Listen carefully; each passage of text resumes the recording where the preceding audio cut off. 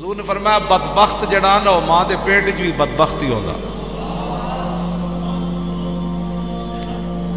اے نہیں کہ باہر آ کے وہ بدبخت بنتا ہے تو وہ پھر لوگوں دی مجلساں سن کے.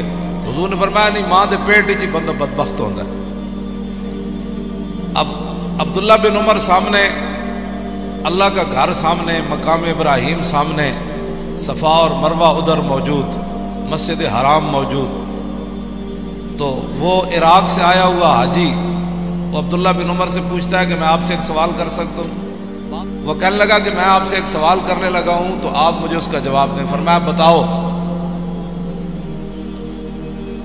وہ کہنے لگا کہ مجھے یہ بتاؤ کہ عثمان غنی میدان بدر میں گئے تھے، عثمان غنی کا دشمن تھا، آپ نے فرمایا نہیں گئے تھے. انہوں نے کہا دوسرا سوال یہ ہے کہ میدان احد میں جو صحابہ پیچھے ہٹے تھے، جب یکدم حملہ ہوا، وہ ٹیلہ حضرت سعید بن جبیر کی قیادت میں جو حضور نے 50 صحابہ مقرر کیے تھے، جب انہوں نے وہ ٹیلہ چھوڑ دیا تو پھر ٹیلے کے پیچھے کی طرف سے آ کر 3000 مشرکین نے دوبارہ حملہ کر دیا. تو کہا اس جو اچانک حملہ ہوا تھا میدان احد میں، پیچھے جو صحابہ ہٹے تھے ان میں عثمان غنی تھے؟ آپ نے فرمایا ہاں تھے. پھر اس نے پوچھا کہ حدیبیہ کے مقام پر عثمان غنی نے حضور کے ہاتھ پر بیعت کی؟ آپ نے فرمایا حضور نے حضور کے ہاتھ پر بیعت نہیں کی. تو کہنے لگا اللہ اکبر، بس میرا جو عقیدہ تھا اس کا جواب عبداللہ بن عمر سے مل گیا. نعرے لگاتا ہوا جانے لگا تو عبداللہ بن عمر نے فرمایا اس کو پکڑ کر میرے پاس لاؤ. آپ نے فرمایا جو تو نے پوچھا ہے نا کہ عثمان غنی میدان بدر میں گئے تھے کہ نہیں، آپ نے فرمایا آج تجھے پتہ نہیں ہے کہ حضور کی صاحبزادی ان کے نکاح میں تھی، حضرت رقیہ بیوار تھی.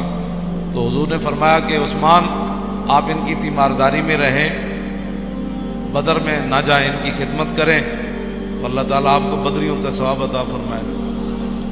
فرمایا باقی تو نے پوچھا کہ میدان احد میں عثمان غنی پیچھے ہٹے تھے کہ نہیں، تو میں نے تجھے کہا ہٹے تھے تو نے کہا بڑا خوش ہوا. تو فرمایا وَلَقَدْ عَفَا عَنْكُمْ والا تو نے قرآن نہیں پڑھا کہ اللہ نے فرمایا میرے حبیب جو صحابہ پیچھے ہٹے تھے رب نے ان کو معاف کر دیا.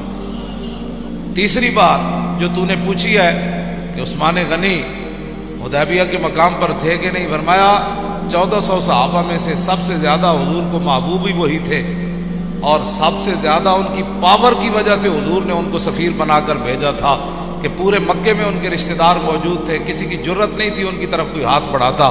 تو تجھے پتہ نہیں ہے کہ حضور کے وہ محبوب تھے، اور حضور نے فرمایا تھا کہ عثمان اللہ کا بھی کام کرنے گیا ہے اور اس کے رسول کا کام کرنے گیا ہے. جب آپ نے تینوں باتوں کا جواب دیا تو فرمایا فَذْهَبْ بِنَا الْآنَ، فرمایا ہن نعرہ لان لیتے ہیں جن کے بارے میں حضور نے فرمایا کہ یا اللہ عثمان بڑا حیا والا ہے.